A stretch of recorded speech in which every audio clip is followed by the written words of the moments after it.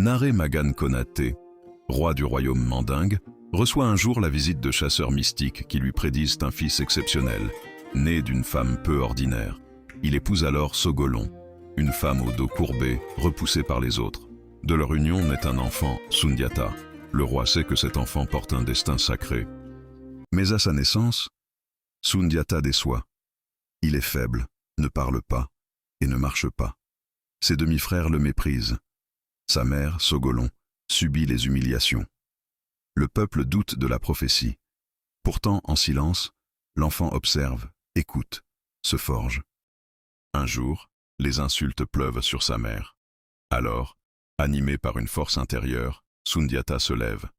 Il se dresse avec un bâton forgé dans la forêt. Les anciens tremblent, la prophétie s'accomplit. Le peuple voit en lui l'élu. Le lion du Mandé est né. Mais le Mandé sombre dans le chaos. Le royaume voisin de Soso, dirigé par Soumaoro Kanté, impose sa domination par la force.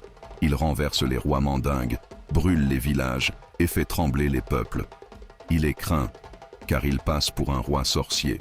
Sundiata, désormais adulte, est contraint à l'exil après la mort de son père. Mais il n'oublie pas sa terre. Dans l'ombre, il apprend l'art de la guerre, la stratégie, et rassemble les royaumes voisins. Bamanan, Sangaré, Keita, tous s'unissent sous son étendard.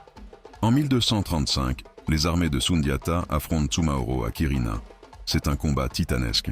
Les griots racontent que Sundiata triomphe grâce à une flèche sacrée. Soumaoro disparaît. Le Mandé est libre.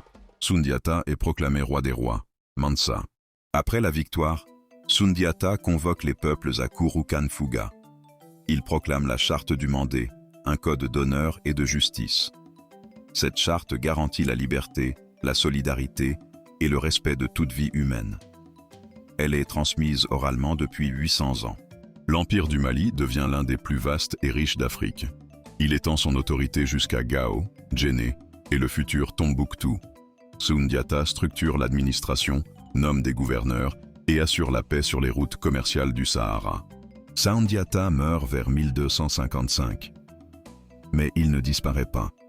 Les griots, conteurs et musiciens chantent son histoire à chaque génération. Ils transmettent la grandeur de son règne, ses valeurs, sa sagesse. L'histoire devient épopée. Aujourd'hui, Sundiata Keita est bien plus qu'un roi. Il est un symbole. Le fondateur d'un empire, le porteur d'une charte universelle, un héros pour les peuples du Mandé. Le lion du Mandé rugit encore, à travers les chants, les noms